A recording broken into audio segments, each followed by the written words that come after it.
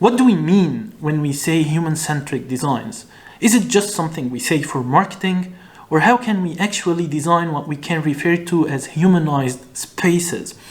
We have to differentiate between three main categories when we deal with human-centric designs.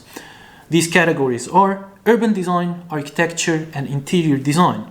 Of course, there are general guidelines for all of them. There is a common ground between all of them, yet it's always the nuances of every project and design that make the difference. Let's start with interior design, which is kind of popular or trendy now.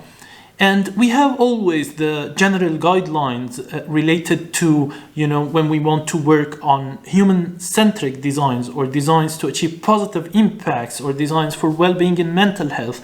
Usually the guidelines are related to the colors, the indoor plants, the lighting, which is good. Yet we need to work on a more personalized experience. An example for that, basically the interior designer or interior stylist should act as a psychologist. So they meet with the client, they ask them questions which are not even related to the design. They ask them, what kind of drink do you prefer? For example, coffee. What kind of dessert do you prefer? What are the issues you face inside your house? What are the issues and problems you face indoor when you go to your house? So, for example, a client would say, well, I like coffee, this is my favorite dessert. Some of the problems are that me and my wife, we don't talk to each other anymore, and when we talk, we just fight and argue. So, the interior designer would say, okay, let me see your current living room. If it's a renovation or if it's a new design, let's design a living room where you have, for example, two single-seater sofas in front of each other.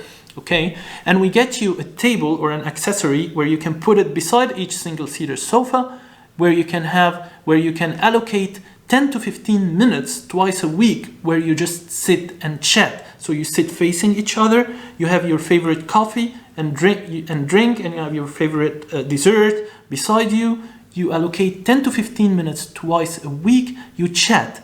General interesting stuff. You don't talk about problems, you don't talk about requirements, just casual chat about memories, about things that you both like, stuff like that. This is of course one example, yet it should be a more sort of a sophisticated checklist before you meet the client. And again, it could be questions not related to the design, general questions about the problems they are facing, about how we can enhance the interior space, how we can solve problems. So sort of a personalized experience that you give to your clients. And this is basically the essence of what we call human-centric designs.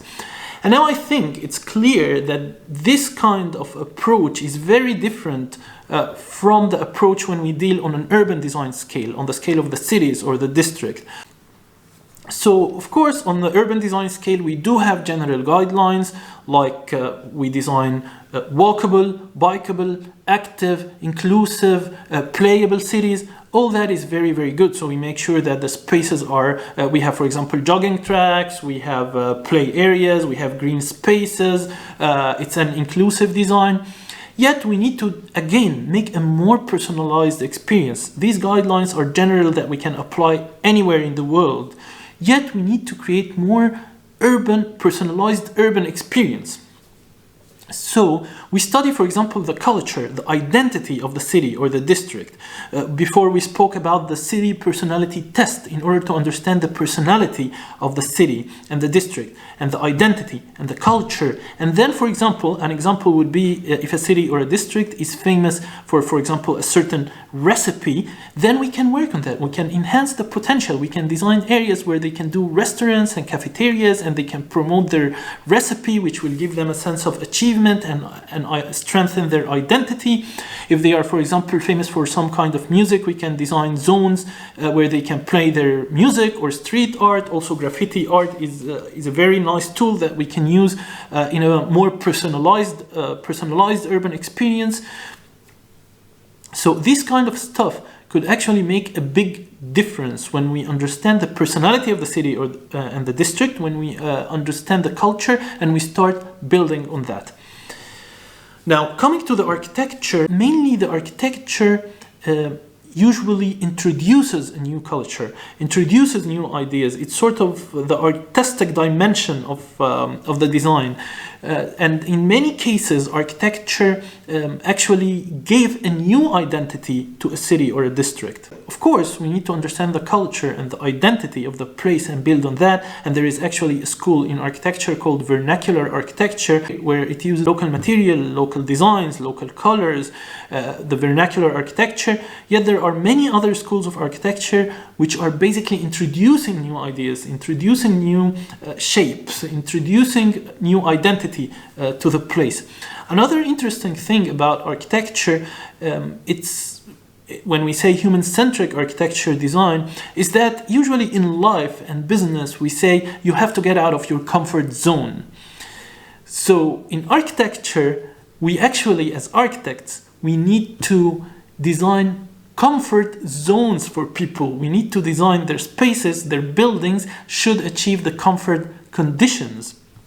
In the sense that, yes, you need to get out of your comfort zone when you go in your business, in your life, yet when you go home, this is actually your comfort zone. This is the place where you need to feel comfortable. When you go to your office, this is the place where you need to feel comfortable in order to be productive. So how do we achieve comfort conditions through architecture design? This is a long story. Yet in terms of general guidelines in architecture, we have stuff like designing green walls, green roofs, stuff like wind catchers. Previously we spoke about lighting and cross ventilation.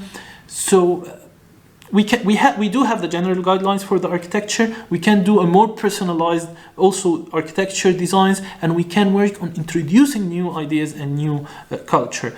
This was a brief about some of the differences between the three categories of urban design, architecture, and interior design when we deal with human-centric designs. Thank you, and until next time, see you soon.